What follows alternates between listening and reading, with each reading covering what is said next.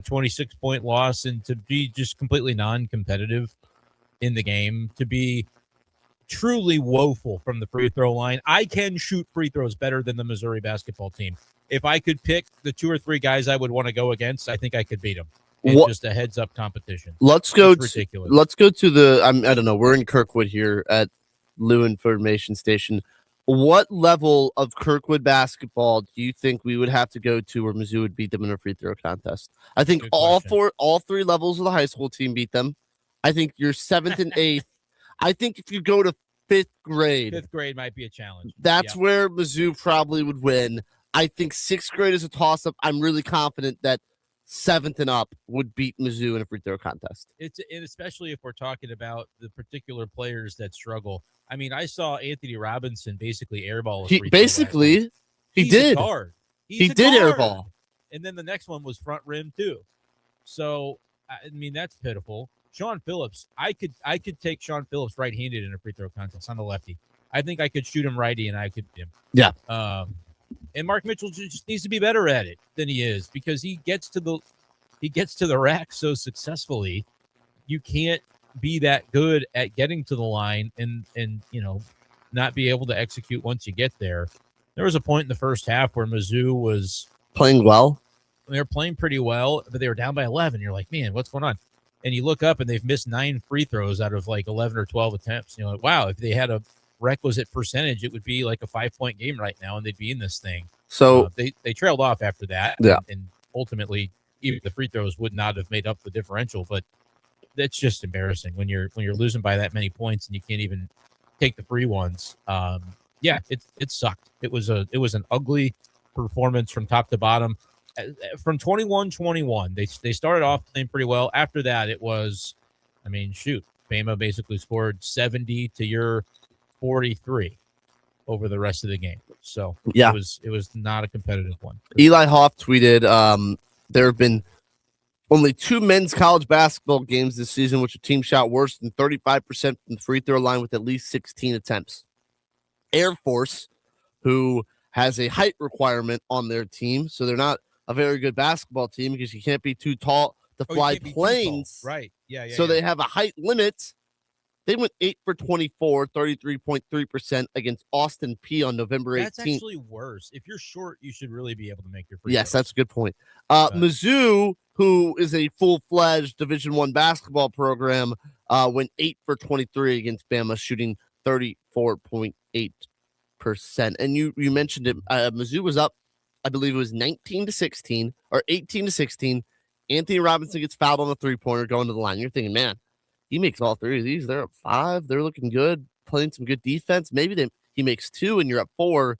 He airballs the first one. He ends up only making 1 free throw, and I believe Bama ended the half on a 33-12 run.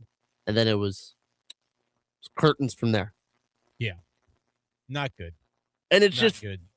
It's too many, and this is even though they won the game against Oklahoma, there's too many droughts for 5 minutes. Like, Sean Phillips has been much better offensively as of late. Scoring, he had 10 points yesterday, 5 for 6, grabbed 8 rebounds. Might have been his best game, but man, is he just a court problem clogger. He just clogs that court. Like, he ruins everything. Yes. He really does. His mere presence is a problem. Yes, his mere presence is a problem. He's just always in the way.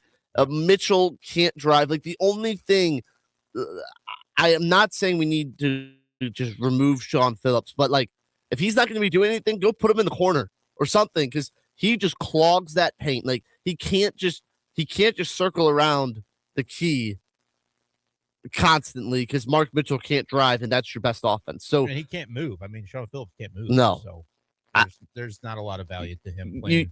You 30 have minutes to have him come set screens for Mitchell or something. Like, you got to get him out. I just am 5 for 6 from the field, 10 points, 8 rebounds. Like, those are good things. But if you're watching the game, like, I think one of the reasons that for a while in that first half, when the drought happened toward the end of the half, that Mizzou can't make a field goal is because they, like you said, they're not comfortable getting into the lane because he's clogging up the space. and isn't moving well. It's not an offensive threat down there either. So No. he's basically just a traffic cone that you have to navigate rather than just having to knife through the defense. You have to also figure out, am I going to run into my own guy? And they just start putting up mid-range shots that were just disgustingly bad. Yes. Like as bad as the free throw shooting was, I think I was more frustrated by just the lack of aesthetic beauty of their field goal attempts in the first half. They're just ugly. They're just like, oh, I guess the shot clock's kind of getting a little bit down. Somebody's got to shoot it. Mm-hmm. It just looked like going through the motions. Bleh, bad. I want your honesty here.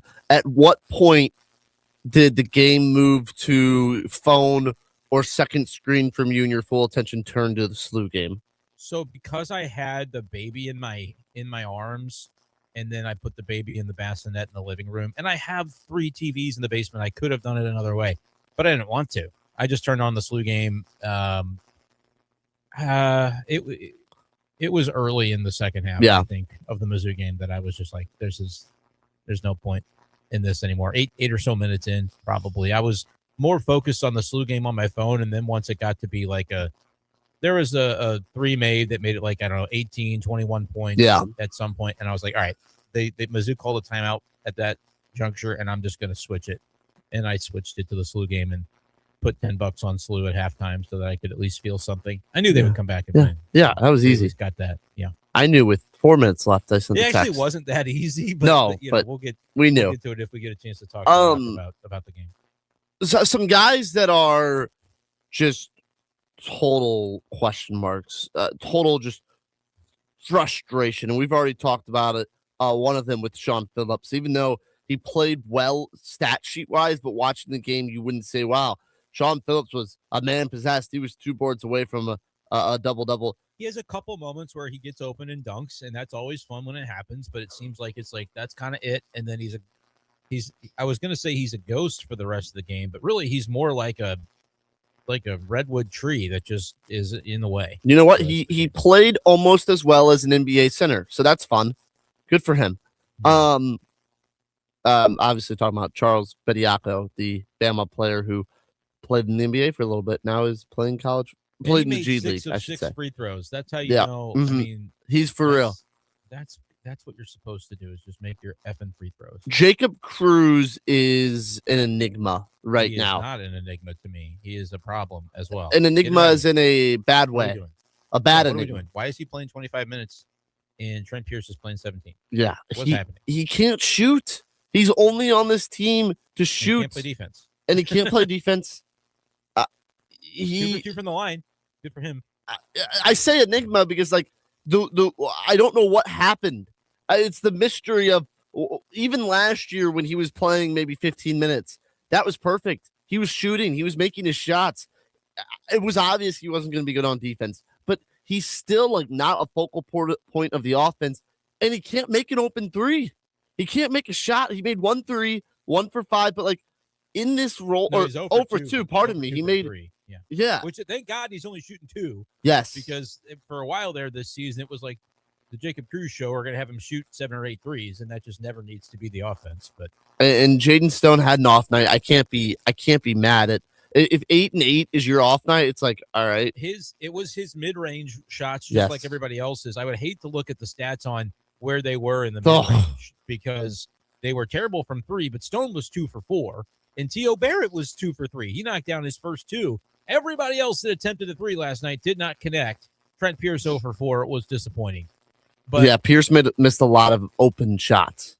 And their shooting was just bad. And a lot of it was in that first half run where Alabama closed whatever you said it was, 30-something to less. 12. That was really where it came down. And they just, the shots were ugly. And it wasn't just one guy. It was a collective effort.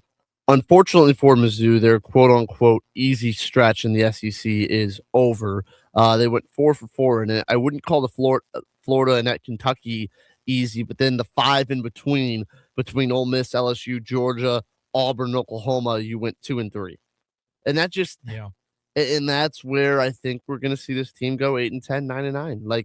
You have a great opportunity these next 2 games. You're facing I think on KenPom, the 2 worst teams in the SEC in Miss State and South Carolina.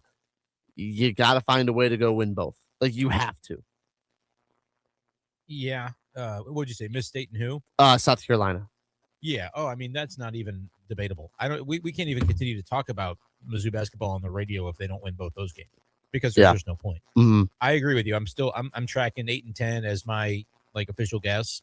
And that's including winning a couple of those types of games, but I just don't know that they're not going to beat very many good teams on the road. No, if any. And the home games even have turned into just, roller coaster.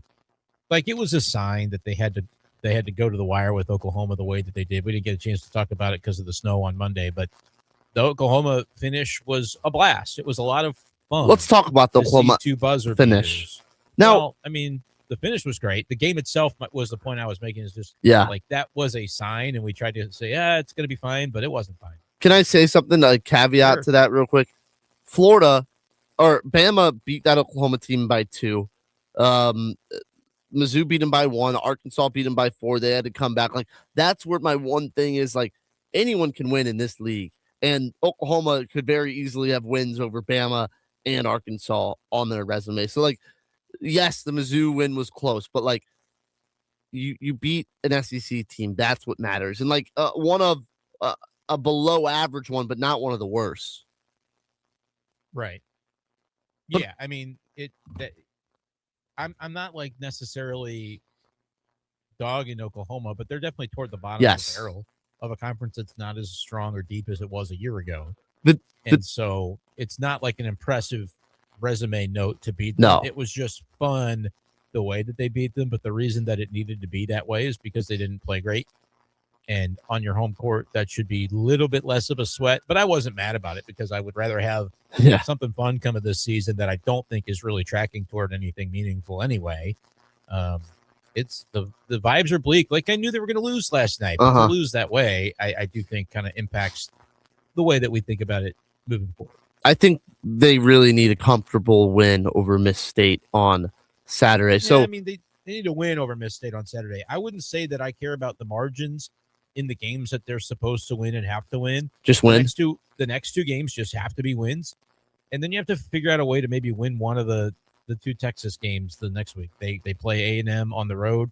And they host a very rapidly improving Texas team on Valentine's Day on the 14th.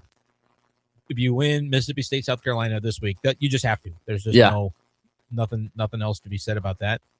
Then you can maybe split the following week, and it's like, okay, you're still kind of in a range to. You're 7-5. You're 7-5. You're facing probably your toughest week. The very next week is hosting Vanderbilt at Arkansas. I don't know if there's a tougher back-to-back that you're going to find necessarily, and then you follow that up by hosting Tennessee.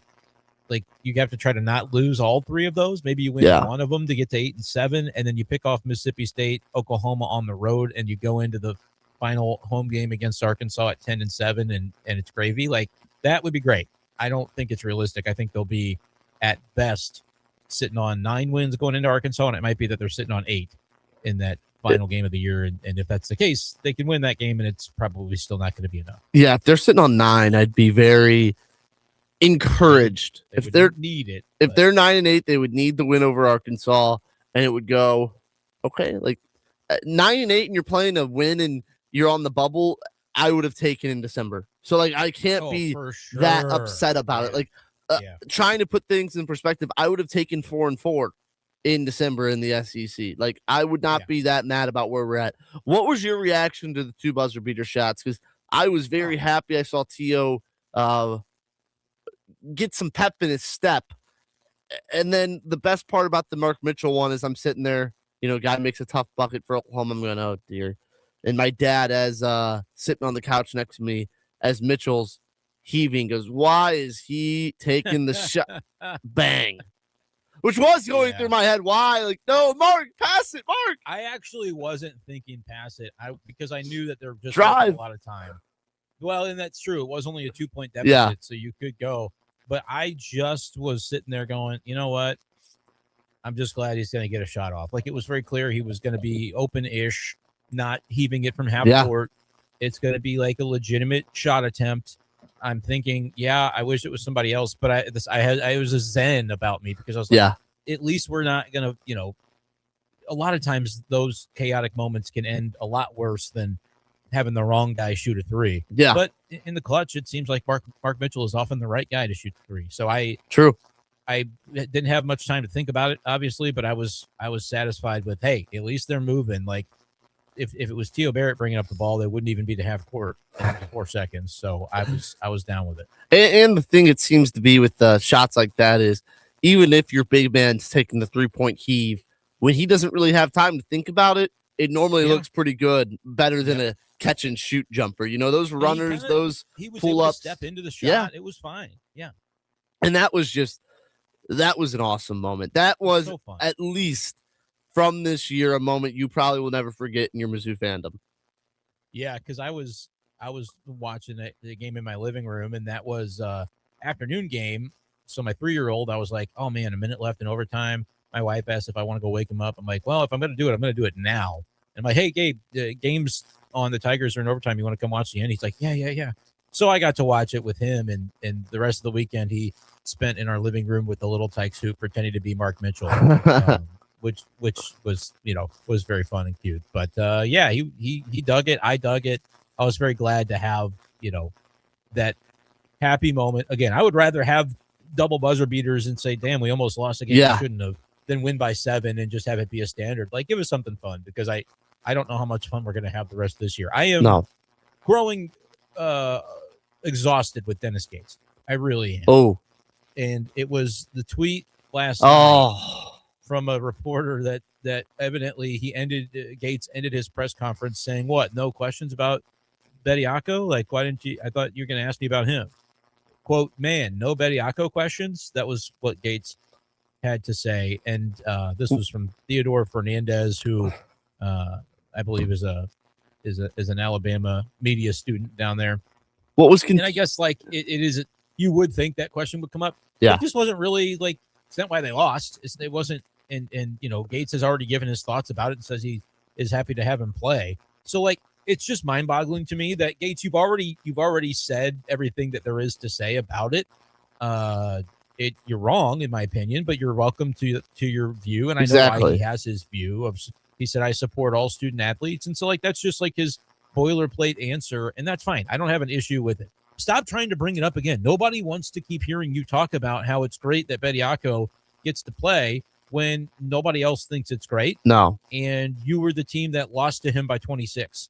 So I tweeted out that coach's feel for the room sometimes seems to rival that of Michael Scott from the office. And I just cannot get the comparison out of my head that Dennis Gates is Michael Scott, because just the way that he talks about certain things, he always is giving you like, there's a thing that would be said that you're like, that's a normal way to converse in this situation. And he doesn't ever do that. He's talking about Bediako like, oh man, why didn't people ask me about Bediako? Why did your team not make free throws is the only thing I want to talk about.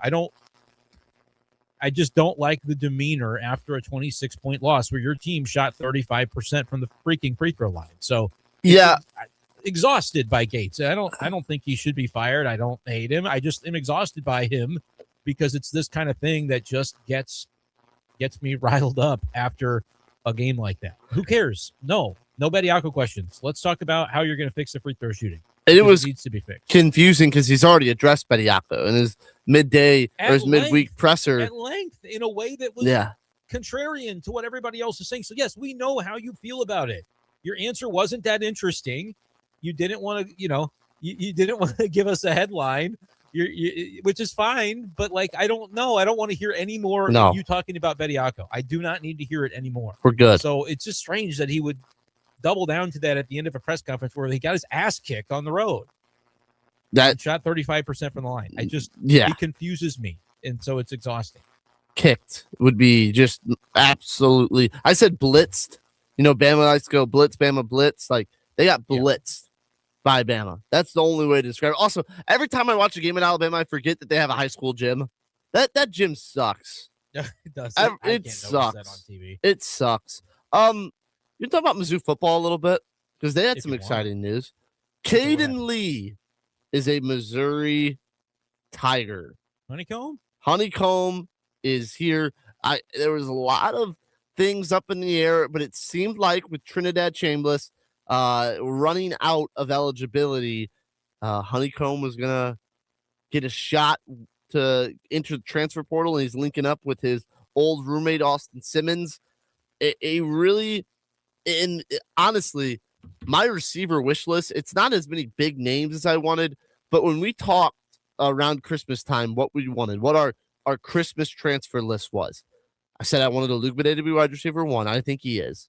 Yep. I wanted a great just slot guy, a guy, hey, 3rd and 4, this guy's going to run a zig route and get wide open. This guy's going to be open in the slant. Like, no matter where you look, this guy's going to be catching the ball. Even if it's 7 catches for 60 yards, 7 of those catches, or 7 catches for 40 yards even, all 7 of those catches are going to be important short down catches. And then I wanted a speed guy. I think they got all of those. Caden Lee's your 3rd down specialist. Is that Caden Lee's my 3rd down specialist? A Luke Bidet's wide receiver 1, and oh my gosh, the Cincinnati recruit, Caleb Goody.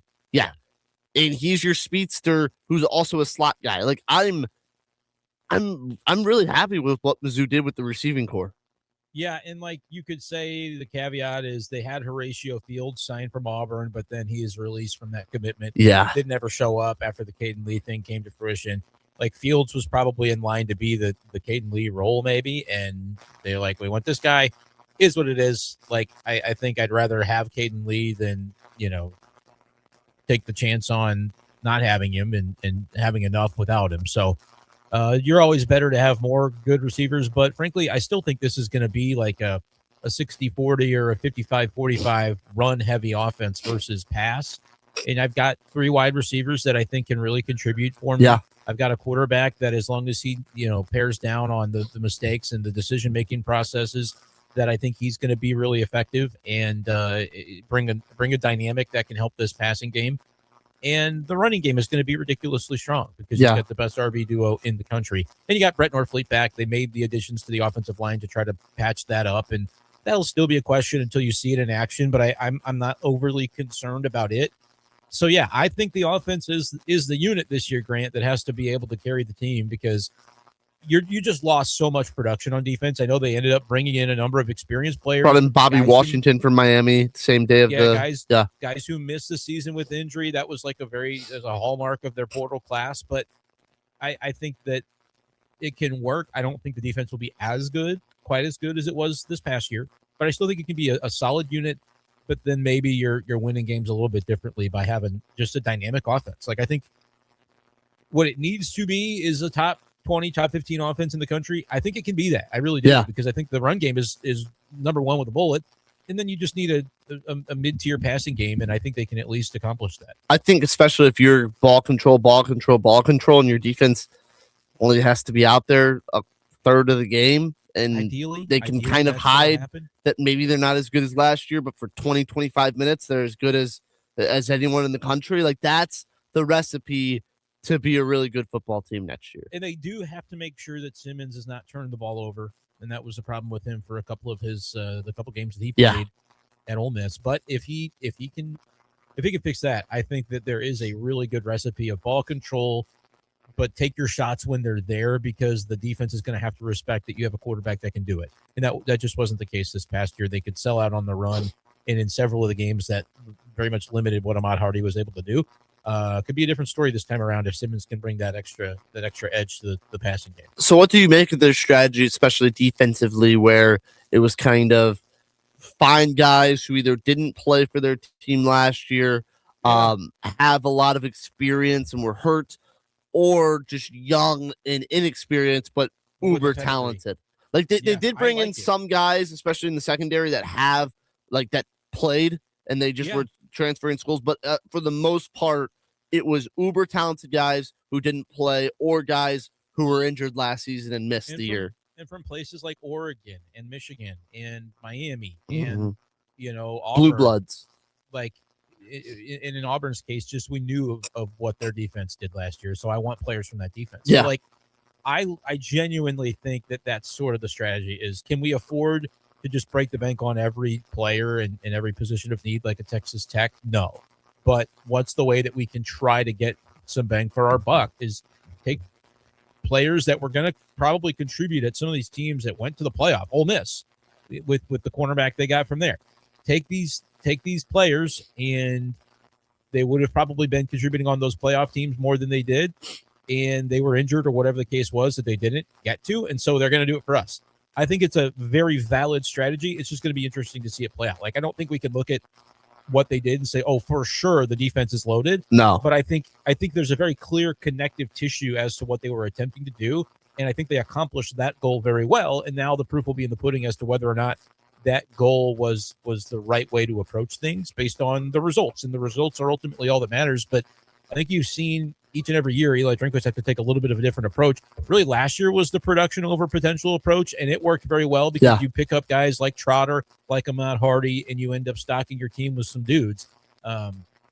This time, I think you couldn't match the price point on some of the biggest production guys from the portal cycle. Like a Robert Woodyard, you did, and he's a productive player. But in some cases, like you said, it's got to be the diamond in the rough that is a little bit of an afterthought because of an injury they suffered this year for those great teams that they got Wally pipped, or because he was a 4-star but just is still pretty young and didn't play as a freshman. Like, I would probably rather, in most cases, be spending my money on the 4-star redshirt freshman that didn't play at all than the 4-star out of high school who I know is going to need a year of seasoning anyway. Like, you're banking on maybe not the production that's coming in because you haven't seen it from these guys, but they've spent a year on a college campus, which is more than you can say for a lot of those high school kids that Eli Drinkwitz, I think by now has looked at the way that's gone, and outside of like an Alubade, has to be looking at things going, we just haven't been hitting the mark on this because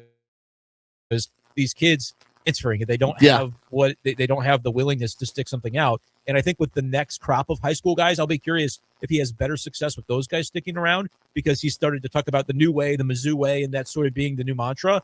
I wonder if that was more something they focused on with the high school kids this time around, and if they can get the right kind of kids that are willing to kind of see that process through. Like a Matt Zollers is another good example already of somebody who, like, I'm not worried about Matt Zollers. No. He's not going to be starting this year, but by year 3, the development of him, could that become something that is the calling card of what Eli Drinkwitz is trying to do in the new era of the transfer portal? I think is interesting to see. And I think it's interesting because you look at, like, I don't want to get way too ahead of ourselves, but if you do look at Mizzou's schedule for the next 4 years, this is like the year.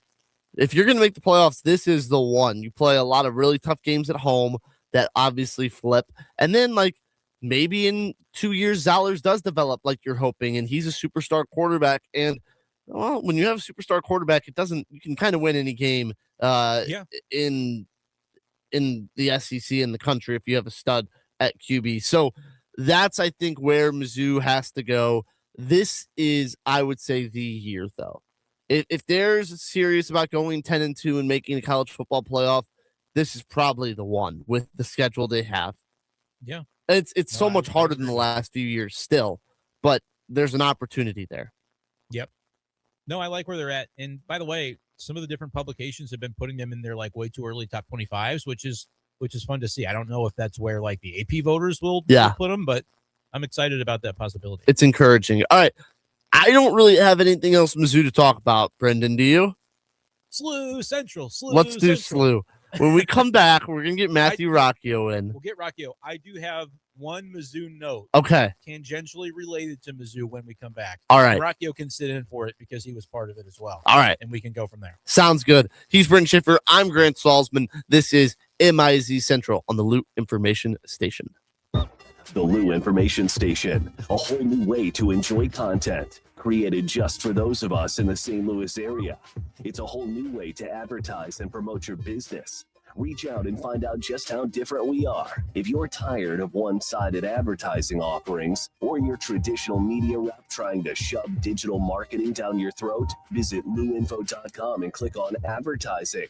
Or email partnerships at louinfo.com for more information.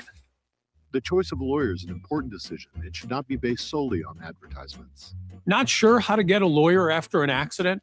Call Brown & Crouppen. We'll walk you through it. Worried it'll cost too much? Here's a fact. At Brown & Crouppen, you pay nothing up front, and we never get paid unless you do. When you're our client, you'll have all your questions answered, all for free. Hurt? Get the facts and help you need. Call Brown and Crouppen now. St. Louis sports fans, now you can go deeper with STL Sports Central Insiders. Get exclusive access to Bernie Miklasz, Randy Carricker, Mike Claiborne, Jamal Mayers, and more. Plus, your chance to watch a Blues game in the alumni box with Jamal himself. Also, monthly giveaways, Bernie's columns all week, and you'll be supporting local sports media. Join now at stlsportscentral.com. BlueInfo.com news headlines. Brought to you by Brown and Crouppen, 222-2222. Your LouInfo.com news. I'm Jared Cirillo. A man who fell into a frozen pond in the Metro East has died. Officials say the body of 23-year-old Luke Kitterman was recovered from the pond in New Baden Tuesday evening. Authorities said Kitterman was trying to rescue his dog that went onto the ice when he fell in on Monday. A protest was held in St. Louis last night. Demonstrators gathered downtown, chanting for justice after the second deadly shooting by federal agents in Minneapolis this month. The protesters also held signs demanding St. Louis-based Enterprise stop providing vehicles to ICE agents. An investigation now underway after a deadly shooting at a St. Louis restaurant. Police say a man was fatally shot Monday afternoon at the 8th Street restaurant in the Soulard neighborhood. He is identified as 22-year-old Christopher Fry Pleasant. Anyone with information is urged to contact Metro PD. The Lou Information Station is streaming 24/7 at louinfo.com.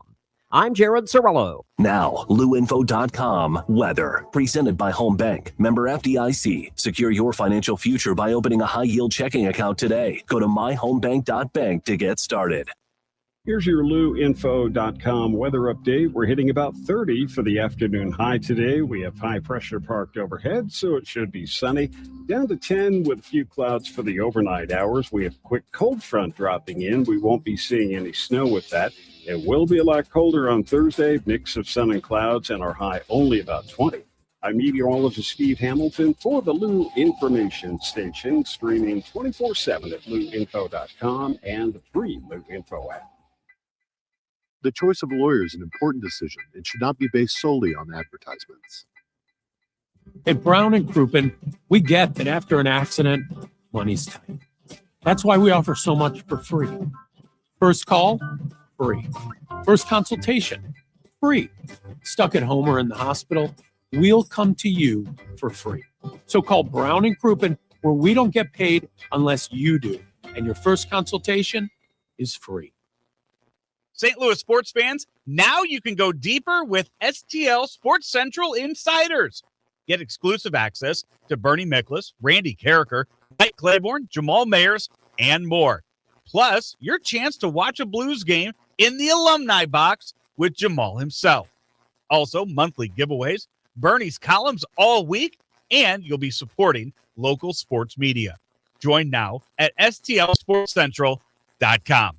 Introducing the Key STL Burger Bar and Boogie, your new home in the Grand Center Arts District. The Key STL is where the music plays, the game is always on, and the dance floor is open. The Burger Bar features the ultimate smash burger experience with premium pasture-raised local beef and a dozen house-made sauces to top it all off. It's the Key STL Burger Bar and Boogie, 3225 Olive in Midtown. Before, during, or after any game, this is the spot, St. Louis. Find out more at thekeystl.com.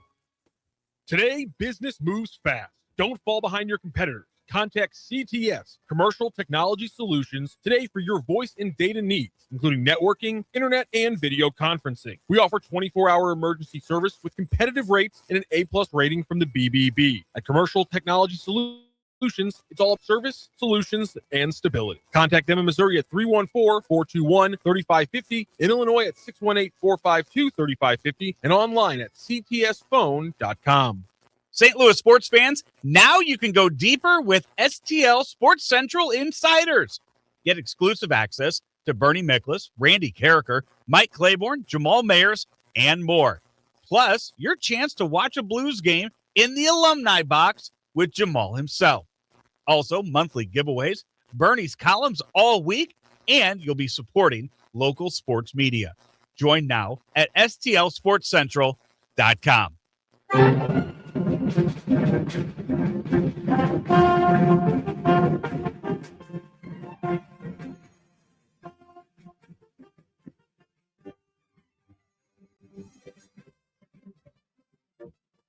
And welcome back to MIZ Central on the Loot Information Station. Can it be SLU Central for the next 15 minutes or so? I think so. Matthew Rocchio is joining us to talk about the SLU Billikens. But first, Brendan Schaefer, I believe you had a tidbit on the Missouri I got a tidbit. Tigers. Yeah, it's not about the current team. It's about how hilarious went last night when we're all texting back and forth about the DraftKings promo for the King of the Court, and you've got Joe Roderick with his guy Alex Sarr already posting 44 for the points and rebounds and assists. And then there is the Mizzou legend, Michael Porter Jr., he of the 2 games that he played, who is climbing fast. And we're like kind of all rooting against Michael Porter because we want Joe to win. And then Michael Porter ties it. And then one more, Joe is out of the money completely if he gets another point, rebound, or assist. And we're all kind of following the scores of this. What happened with Michael Porter shoving Damari Carroll, an actual Mizzou legend, who is an assistant coach for, I forget what team they were playing against. The Suns. The Suns. And they get in a shoving match where, like, every player on the floor was issued a technical foul. That was a little bit of Mizzou on Mizzou crime, but was very just surreal to be kind of watching that and going, I wonder if Porter would be ejected so Joe can win. It was a funny one last night from the Mizzou angle there. And also just, I mean, I can't imagine 2 people whose post Mizzou careers have been viewed at in different angles by Mizzou fans as well. If I had to pick, if we had to poll the Mizzou fan base over the age of 29, who they want to win in that fight, I think it would be 90-10. Hey, don't loop me into the 10 there. Fair I want enough. Damari Carroll to win that fight. Fair enough. Junkyard Fair dog enough. all the way. Junkyard dog all the way on that one. That man did more for Mizzou than And Michael Porter Jr. ever did. And he Than didn't any turn of the into Porters, a weirdo maybe. on, and he didn't turn into a weirdo on podcasts either. Do you know Oh, Michael so Porter true. Jr.'s vice? Women. What's his vice, Grant? Have you? His What- brother's I was is just- gambling. His is women. That's what he said His on his is women. podcast. That Yeah, is what he yeah. said. That's Or- what he said. or those that look like women, if you believe certain rumors. Oh, okay. I'm going to stay out of Let's that. I stay don't out of that know one. Let's what that go is. to the St. Louis Billikens. Matthew Rocchio, a big win over GW, the George Washington Revolutionaries. Is that what they are now? Yeah, they used to be the Colonials. Yeah. Big win. Robbie Avila. It was Matt. Just say it right. What? Avila. Avila. There it goes. Yeah, it was incredible. You've seen the highlights now. You've seen the 3-pointers by Robbie. By now you've probably seen somebody break down just the incredible impact of Kellen Thames, how he's drawing all the eyes on GW, how both the last 2 made shots by the Billikens, both of them Robbie Avila 3-pointers. They both come off assists from Kellen Thames, both times where he somehow is able to draw the eyes of Rafael Castro, who was the man guarding Robbie Avila, and gave him both wide open 3-point attempts. You have Trey Green helping them survive throughout the game with his shooting. It was just an absolutely incredible game for the Billikens. The atmosphere was awesome there. You come down to a last second shot almost. Robbie intercepts the pass. And it was all for history too. The greatest start up to this point in a season in Billikens program history. They had never won 20 of their first 21 games, but the 2025-2026 Billikens are 20-1 and have a good shot to take down a reeling Dayton squad on Friday night. Let's see if they That's going to can. be a fun one to see too. I even looked, and the tickets are crazy. I'm not going to be able to make it on Friday. Yeah, But that's what you want, though. I mean, you want the ticket prices to be absurd because it means there's a lot of interest in what SLU is doing, and people are starting to notice. Yeah, there were 6 tickets open to be purchased, not from the resellers, last night prior to tip-off against GW. By the end of that game, the resellers were going for $250 to $400. Yep. Brendan, if you want to get to a fun game, word of advice, I did the same thing you did. Me and my buddies, Friday, I believe February 20th against VCU should be a good atmosphere Good for like choice. $30. Yeah. So what time is that one? I believe that's 7 By o'clock. the tip. way, this is why Okay. I've been telling people to go to Billikens games. And I tried to yeah. tell people last night, you could get in the door last night. There was a $5 ticket deal last night Wow. to see that game, which had just everything you could have wanted to see. The moments from Robbie Avila, from Green, from Thames, the almost moments that the team always have. There's always a time when a play gets blown dead and Kellen Thames is going on a ridiculous dunk. Last night it wasn't been on the broadcast, but Kellen Thames tried a full cock between the legs, 180 behind the 180 reverse dunk that he completed. That simply was called off before they, I think, caught it on the camera. So like you just see that stuff on the regular at a Billikens game. There was one play that Otieno was an inch away from completing a play where Robbie Avila goes in the air, puts in the air for Ishan Sharma. Ishan Sharma catches it midair and then throws it back up to Paul Otieno, who's crashing for the alley-oop, and he was inches away from completing the alley-oop. I mean, how many teams are completing those kind of acrobatic alley-oops? Added on to, they've hit 19 three-pointers, program record, twice in just the conference schedule. And add on to that Castro kid had one of the more. Woo! I think on that dunk he had, I'm sure you remember it, with about 3 minutes to go. Their GW's coming back. I think he could have touched the top of the backboard. He is. It looked as if there was a trampoline he was jumping off of. I think he finished with 14 or 12, 18, 4 and 3. Sorry, 4, 4 and 3. That's 12 points, 18 rebounds, 4 assists, 3 steals, and 4 blocks. He changed dozens of shots. And in a game where Robbie Avila did that, Bob Ramsey said on the STL Sports Central that Rafael Castro was far and away the best player on the floor. I think so. And that also just shows you how much coaching matters. The fact that Shirts put Thames in. Yeah, we're talking about on Mizzou show, coaching matters. How we're about gonna that? bring it up. Thames, he puts Thames in. He manages the minutes. He talked about just this past weekend. Can they get Thames to 25 minutes? That's the limit. He played 24-30. And he played the final few minutes. He was running the game as a point guard, and Shirts knew that because of his drives, how successful he was against that front line, against a guy who had blocked 4 shots and stolen 3 more and changed countless others. Kellen Thames went 7 of 9 from the floor, just driving the ball when they knew it was coming. Yeah. So Shirts knew if Kellen drives the ball, they have to focus on him, and someone's going to be open. It just happened to be a Robbie Avila who started 0 for 3 from deep, finished 4 of his last 5 in his biggest game. He hadn't had to play more than 24, 25 minutes. He played 31 last night, and he was clutch. And that's what we talked about yesterday, too, is when SLU needs Robbie, they're going to get the 30-plus minutes from Robbie. He got it from him. And he knew, after the game on the TV interview, he's just that's kind of what I do. I hit those shots. He's not lacking for confidence in any regard, and nor should he be. So, and Shirts in the post game, people usually have a clutch gene or they don't. It's hard to give somebody that. Robbie's just such an emotionally stable human being. I don't think he ever gets rattled. He never gets overly excited. He was after the game. I love that.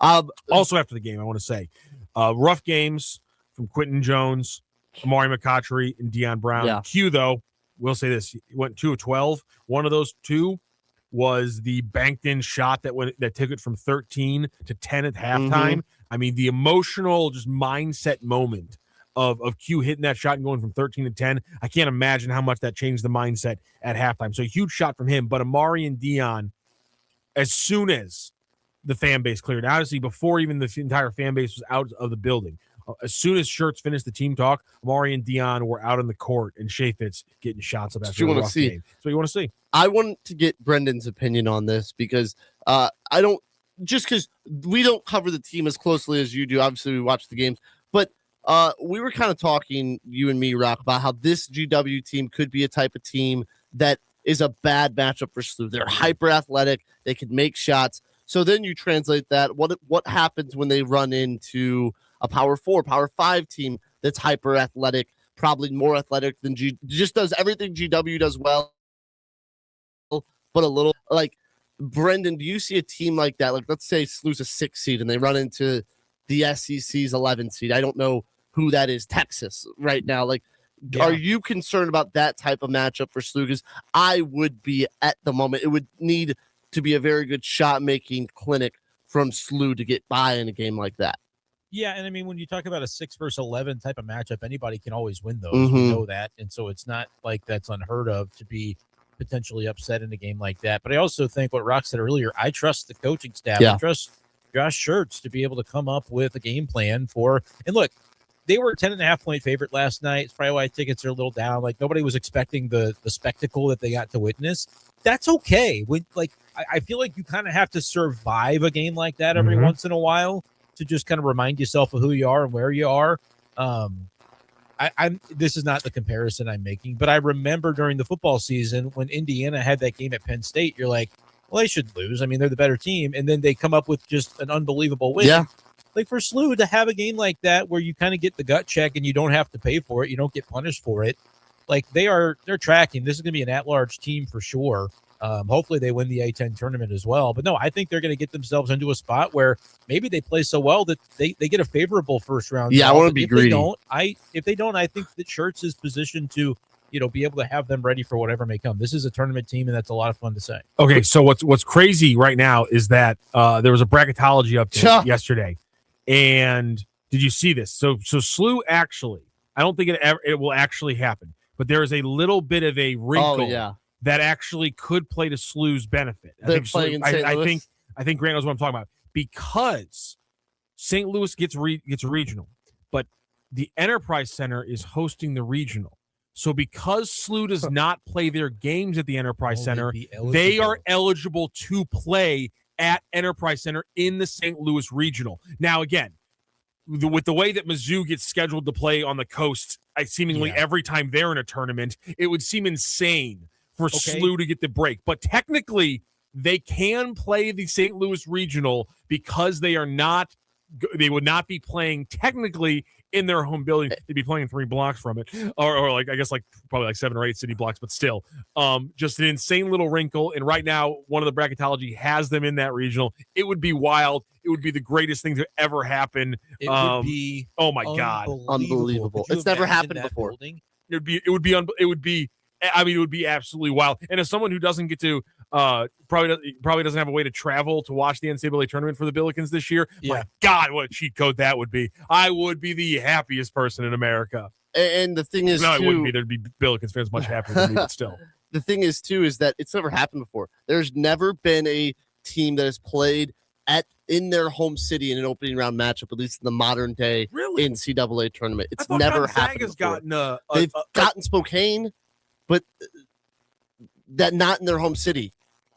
Wow. Okay. Yeah, no one's ever played in their home city. They've gotten Seattle, you mean? Because they are Seattle. Pardon me. They've gotten Seattle. They've gotten Seattle. Not okay, but it's oh wow, that's so it would be the closest I think anyone's ever played in their home.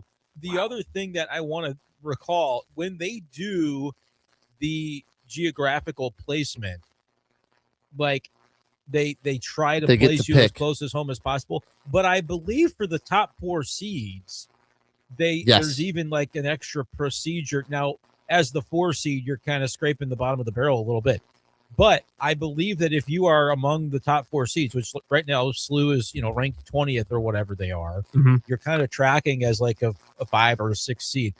Say they run the table and you're a 4 seed, you could have an additional measure by which, like when they are bracketing, they place you before they place some of the teams down the line to potentially if there's nobody in that region that's also a Midwestern team. It's a very distinct possibility. There will be though. Be playing in STL. The issue is with your logic there, the protocol, Illinois will get the first dibs. Yeah. You're assuming Illinois will probably be a top 2 seed, but that doesn't mean that if they lose a 5, they can't get St. Louis. Exactly right. There's multiple games played. There, you're playing on the Thursday or the Friday, and there is, I can't recall if there's 2 matchups or 4 on a day. I believe there's 4 games on the Friday and 2 round of 32 matchups on the Sunday. Brandon, you have so if you're Illinois, they're going to be like a 2 or a 3, and so potted with them would be like a 6 or 11. Yes. would mean you'd face Illinois in the second round if that were the case. Could you imagine that game? There's also going to be another piece of bracket somewhere else on the board that would be playing games in St. Louis as well. Could be a 4-13, could be a 5-12. There's a number of ways. Would you welcome Mizzou, Illinois as a round of 32? Absolutely. It would be if it was in St. Louis, that would be the greatest basketball game I've ever attended in my entire life. I do want to say, to your point, when I covered the Mizzou tournament back, this would have been like 2012, I want to say, they were in Washington, D.C. Both UConn and Butler, who played in that year's national championship, also were both in D.C., but they were on opposite sides of the bracket. So it just kind of shows you can get two slots like that in the same place. Last thing here, Brendan, because we got to go.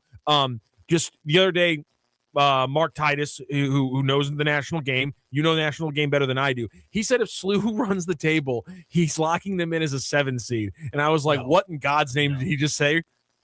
I don't think that would be right. It'd be the floor. They might not be able to get to a 4, but they would be a 7. No, they're a 5 and 6 if they run the table. They have to be, especially if running the table constitutes running through the A-10 tournament as well. There's no way they would be 24-1. They'd be 34-1 at that point. There's no way a 34-1 team isn't a 4 or 5 seed. No, 100%. Brendan, any last thought here real quick as we wrap? Illinois would be eligible to play at Enterprise Center because they only played once this year. Yes. That falls within the scope of they would be eligible. Yep. And that's technically a neutral site. And on top of it, the St. Louis Sports Commission's dream would be Illinois, SLU, and Mizzou all at Enterprise. That would be unbelievable. Mizzou's going to be in Dayton, if anywhere. Yes, only passed up by the time they actually had the Final Four here. Yes, that's very true. With Illinois in it. For Matthew Rocchio, he's Brendan Schaefer. Thanks, everyone, for tuning in. Last little tidbit. SLU, that was the first time they've trailed by 10 all season long. The Billikens get a big win.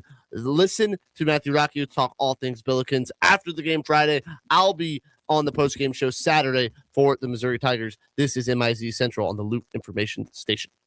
Listen up, fellow timeshare owners. If you're a timeshare owner and you want out at all costs, you're done, frustrated, tired of wasting money, you don't use the darn thing. Get out now. Hire the best Bulldog timeshare cancellation team in the business. Their in-house legal team, headed by a timeshare cancellation lawyer, can help you fight the biggest companies out there that sell timeshare. At some point, you will use